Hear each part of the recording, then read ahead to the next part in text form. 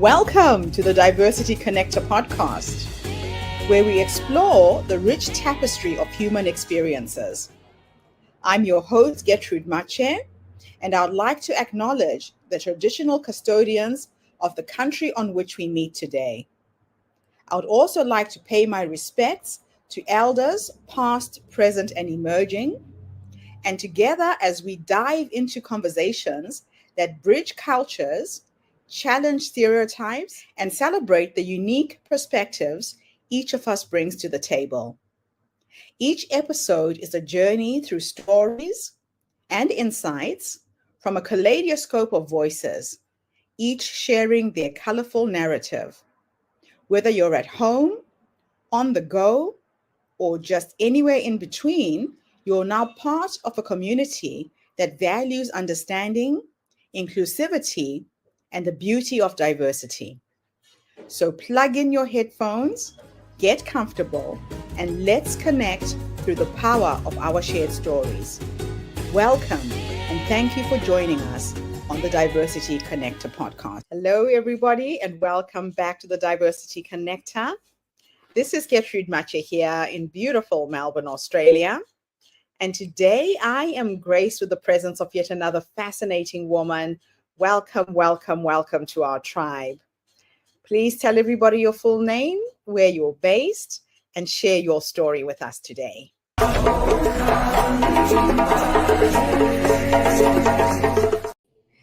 My name is Dr. Joan Samuels-Dennis. I am based in Kamloops, British Columbia, Canada.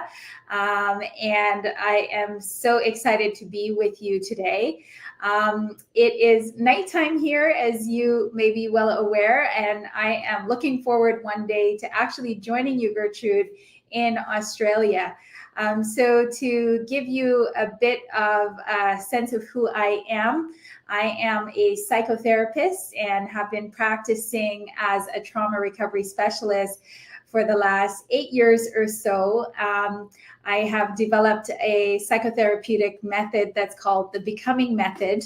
I'm also the chair of the National Healing Journey, which is a coalition. I chair a coalition of individuals who are community builders, healers, thought leaders, spiritual leaders, who are very much interested in the African diaspora and members of the African nation, recognizing first and foremost that we have been deeply wounded by the colonization and the enslavement experience. And we are encouraging them, all of us, to go on individual healing journeys as well as communal healing journeys. This coming summer, the June 21st to 23rd of 2024, we will be putting on our very first 3-day Truth, Forgiveness, and Reconciliation gathering. And we are inviting individuals of the African nation to join us in Toronto at the University of Toronto Scarborough campus for a 3-day healing journey, communal healing journey. And you're probably wondering, well, what's this healing journey all about? One of the things that we never consider is how important community is. And we never consider the fact that we are not just wounded as individuals, but we're also wounded as a collective because of the colonization and enslavement experience. And it doesn't matter if you remained on the continent or if you were amongst the diaspora that was brought across the seas, and the diaspora that was, in a sense, very much taken off the territories and the land that were actually theirs. So we like to recognize the wounds that have been created for our community. We like to recognize the wounds that have been created for us as individuals. And more importantly, we like to recognize the fact that there is an actual scientific basis for the ways in which our wounds travel across generations. And so I've been working really hard to come to that place of helping our community to come to these realizations and then activate into the healing space. So you might be wondering, well, how did I even get started, focused on healing work? How did I get started with even thinking about communal healing and, planning a 3-day event that would actually bring us healing that would then transcend and move out to the rest of the folks who weren't present. So I started off as a nurse and worked with single mothers who were at that time receiving social assistance. I began to visit these women in their homes and started to recognize the amount of traumas that they had endured over their lifetimes. And I became very interested, not just in talking to them about their horrific experiences, but actually wanting to do something about that.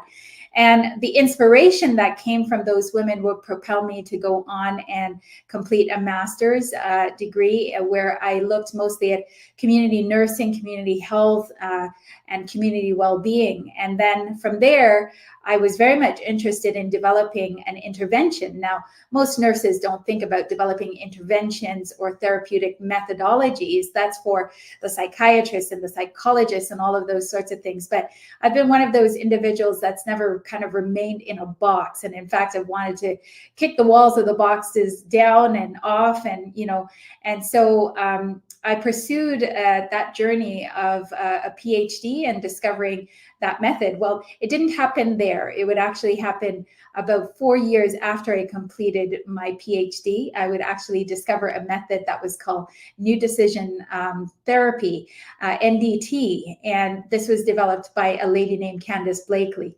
Never met Candace, but when I started that therapeutic process, I discovered the power of forgiveness. And I think Candace underestimated the power of forgiveness, even in her own technique.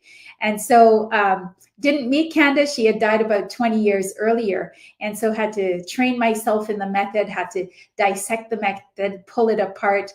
And just recently came to the place of finalizing and refining the method that I now call the Becoming Method. And so I weave that into individual therapeutic sessions with clients. I now weave that into communal healing sessions over a 3-day period with an entire community. We're going for a 500 member community that's going to join us in June. And it's been an exciting time. You might also be wondering, well, where does this woman find her origins? I was born in Jamaica and lived there with my grandparents and my mother. My mother came and she immigrated to Canada when I was about 3 years old. And later on, I would join her when I was about 10. So the period of transition into this place we call Canada, I lived in Toronto for some time and then just most recently moved to BC. And it has been an amazing journey, to say the least. Many moments of joy, many moments of sorrow, but across all of it, would never take away one thing from the life experience that I have had. Fantastic. What a journey you've been on. Just listening to you speak and realizing that as African people scattered around the world, we do have a shared experience. Yes. And like you say, it's running in our DNA, and we need to find ways to get back to who we are and heal. Yes. So let's talk a little bit about how you integrate considerations of cultural and ethnic diversity in your trauma recovery methods. Yeah, one of the things that I'm very aware of is that therapy is sometimes it's a very fearful territory, especially for Black people. And I think there's good reason. The therapies that have been developed by white men predominantly, and then practiced by white women. And you might see a few white women now that actually, are getting into the space of developing therapeutic methods. But for the most part, these methods have a blind spot. Most of them do not attend to spirit. As you know, there has been this migration away from spirit, whereas I think amongst those of us who are of African descent, we recognize that that is such a profound and important part of who we are. So when we go to therapy, it's very cognitive. It's certainly not very intuitive. And so there is this a sense of, I don't know, a bit of a void that is created. So one of the things that I have done, I've created now a 12-month trauma recovery certificate program. So I'm training individuals how to be trauma therapists. And what I've been very mindful of is the need to incorporate not just the sciences and the things that attend to cognition, but also the things that attend to spirit. So one of the things that I like to say is my best way of being culturally sensitive is to acknowledge that everybody is just human being. And I think, to take away the race factor, the gender factor, all of these other factors that are really just elements of separation, and to say, I am human, and in fact, I am a spirit having a human experience, it totally just shifts the landscape from which we do therapy. So I've been very mindful about things like looking at our levels of consciousness, our levels of spiritual well-being, our attention to the ways in which Black people, members of the diaspora, the African nation, the ways in which we embrace spirit, the ways in which just by going through a therapeutic process, it purifies us and then allows us to step into a whole new place of being clairvoyant, of being prophetic, if you want to call it that, of just being able to be the giftings that come naturally when you go through a healing process. They're amplified and they play such a significant part in your way of being and just your way of then engaging with yourself, engaging with the divine, engaging with one another. So I find that that's probably the one element, if I could become completely culturally sensitive, is to acknowledge all of us as spirit and to acknowledge all of us as having to awaken through a process of healing. And so that's fundamentally what makes us different. So how does Becoming Inc. tailor its approach to addressing the unique traumas and mental health challenges faced by individuals in the African diaspora? Yeah, I think one of the important elements that must be paid attention to is the ways in which the colonization experience has impacted us all. And when I say impacted us all, I mean every race has been impacted by the colonization experience. So for individuals who are Black, African, of the diaspora, one of the things that we are very cognizant of is the fact that on this very kind of global level, we are all experiencing an oppressive kind of process that is unfolding. From the very time that we are born, we are being conditioned to think about ourselves as less than. We're being conditioned to think about ourselves as impoverished. We're being conditioned to think about ourselves as other than. And there's a great trauma that comes with feeling from the very start like you're separate, like you don't belong. And so there are these elements to our experience that are absolutely essential for us to pay attention to. In addition to that, we have to also bear witness to or be very cognizant of the types of traumas that our ancestors have endured. And so whatever those traumas are, we know that those traumas will repeat as part of a traumatic response and a coping that happens with us, and that we begin to normalize certain behaviors that are really just traumatic responses. And so amongst us, one of the things that we have to become aware of is that there are certain things that we must now shed. So as we develop our program, as we develop our courses, we're very mindful of intergenerational trauma. We're very mindful of the copings that have been normalized. We're very mindful of even things like it being criminalized or being put into a place where we're constantly being punished. And so all of that are traumatic experiences. So once we center on the types of traumas that we have experienced, then it's simply then beginning to then treat it in a way that's quite quick, in a way that's quite effective for us as a people as well. So how do you address cultural stigmas related to mental health and trauma recovery within diverse communities? Yeah, I think in the Black community here in Canada, it's interesting to me that, the other day I said to somebody who had reached out to me via email, and the person wanted to know, could I recommend a book because they had some, pent up emotions that they wanted to release. And at first I said, yes, I can recommend a book, but you know what? We're offering some free therapy at this time. The first cohort of my clinicians have been trained and they are ready now to go into practice mode. And so would you like some free therapy? And, they can help you in this way. And the person said, no, I just want the book. Like, which was very interesting to me. I was like, really? Like, why would you turn free therapy down? But our people are very much afraid. They're still in that coping state of, you don't tell anybody your private business. You don't share with anybody your most secret thoughts.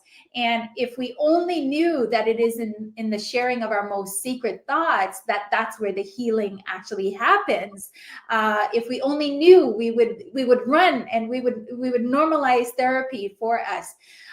The other thing that has contributed to that, though, is not just fear, and it is in part shame, and the privacy piece, and kind of like a promise that has been made even to the ancestors to keep quiet. But the other part of that has been a very kind of strategic, systematic, religious aspect to the it's almost like a promise to the religious institution that the place we go, if we're going to go speak about anything, is maybe to our pastor or to a counselor in the church. But the other place that we go is just a prayer. And so we could be suffering privately, but there's always this denial that there could be a wise counselor that's outside of prayer. So I think that's another huge factor in why therapy is stigmatized. Now, if you said to your pastor or your elders or whatever in a church, my bones are broken, should I go to the doctor? They'd say, what? Are you kidding me? Go to the doctor. But if you say to them, my thoughts are distorted, if you say to them, my beliefs aren't quite what they should be, or I can't do this thing that I'm supposed to, they would say, oh, we'll pray about it. They would never take it to the level where they say, you know what, it's a great idea to go see a therapist. So I'm not sure what all of that is about. I'm sure there are many hidden layers to it, but the stigma is quite great. And what I like to say to folks now is there is no reason. There's no reason why you should not have a mentor. There's no reason why you should not have a coach. And there's absolutely no reason why everyone should not have a therapist. We now need to normalize therapy so that even a 3-year-old child begins to say when they are out emotionally out of balance, a child should be able to recognize, I am out of balance and it's time for me to go see my therapist. So it should be at that level that therapy is normalized amongst us. So just some overcoming for us to do. So how do you approach the impact of historical traumas that disproportionately affect diverse and oppressed groups? Yeah. So one of the things that I think, and I mentioned that in the introduction, one of the things that I think is absolutely essential is for us to know that we can experience individual traumas, but then we also need to recognize that on a communal level, we're also experiencing traumas, and that there is an incapacitation, almost like an oppression, an imprisonment that happens during those moments. So it's not only essential for us to then heal as individuals by looking at the experiences that we've had with family members, with colleagues, with friends, with total strangers, but it's also important for us to now look at, okay, communally, what have we experienced? Historically, what have we experienced? The biggest challenge for us has been the uprooting, right? And we've normalized the uprooting so that now Africans, and like, I think everybody migrates, but on this colossal level, Africans migrate, right? And so perhaps that's part of our original nature. I'm not sure, but the uprooting is so entrenched in who we are now that it's normalized, and we don't recognize how much the uprooting and the leaving and the disconnection from that which is our community, we don't recognize how much harm that actually causes.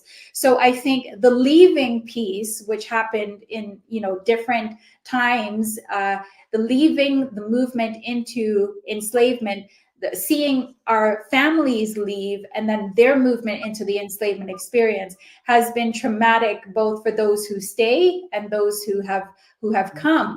And so as a community, when we stand and when we together hold hands and we come into a circle, and then we begin to think about that and what we've wanted instead. So if I don't want someone to leave, I want them to stay. But then the harm that has been done is often mirrored in ourselves. So if someone leaves us, oftentimes we find ourselves, leaving others, always leaving. So that's a major thing that as a nation we have to overcome, and yet we don't know it. But if we can just stay, then things get better. We begin to make our own spaces good spaces to stay in, healthy spaces to stay in. But because we're always looking outward as a nation, we never stay long enough to look inward and to make the internal better. That means staying wherever it is that we are and making that space better, as opposed to going somewhere else until it looks better for us. If enough of us stayed, and if enough of us had a concerted effort to make things better, even the will of politicians who refuse to make our environments better, that would shift if enough of us shifted our own levels of consciousness. So how does the forgiveness method address and resonate with individuals from various cultural and ethnic backgrounds?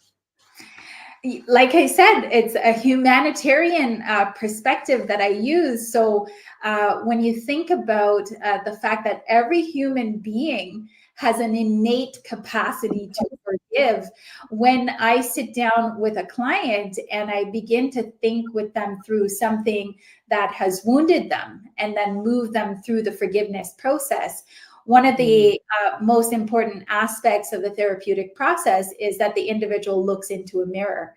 And the reason why we look into the mirror is because we actually have a number of brain cells or cluster of brain cells that's called mirror neurons. And they are the cluster of brain cells that actually help us to empathize with others. And when I say empathy, I don't mean sympathizing or feeling a certain way. I mean consciously becoming aware of the experiences of another person. So when I am empathizing with you, I am stepping into your consciousness. So who are you? What are your memories? What are your experiences? All of those sorts of things. But it's happening on a level that most of us aren't consciously aware of, unless we're highly gifted. So in a moment where someone is traumatized, literally you step into the consciousness of the person who is harming you. And so by the time you realize that you've now adopted that person's tone, that person's actions, that person's speech, that person's way of being. You even might have some of their memories. And then naturally now what you have adopted is a type of personality. So we call that sub-personality, partial personalities. But essentially you are acting as the other person. So when I do a forgiveness, regardless of who it is that I'm working with, that individual is connecting with themselves on a deep level. They are remembering the encounter and the experience that they've had. They're remembering what happened, what was said, what was felt, what was said in a negative way, a positive way, what was experienced. Were they inside themselves, outside of themselves as they experienced that moment? But as we go through the forgiveness process, they're asking themselves 4 questions. What did I want in that moment? What did I get instead? How did I feel in that moment? And then another question that comes later in the process is, what do you know about this individual? What pattern do you understand that they have in their life that they are now replaying with you? And that doesn't require criticism. It doesn't require judgment. It doesn't require anything other than seeing the pattern and understanding the pattern so that you also understand what pattern is now with you. Every individual wants to be themselves. They don't want to be somebody else. So the forgiveness process allows us to release the parts of ourselves that are not actually us and return to the aspect of ourselves that's us. Every human being wants that. And so the process works on that level. I am spirit having a human experience, and that's the end of it. I am spirit.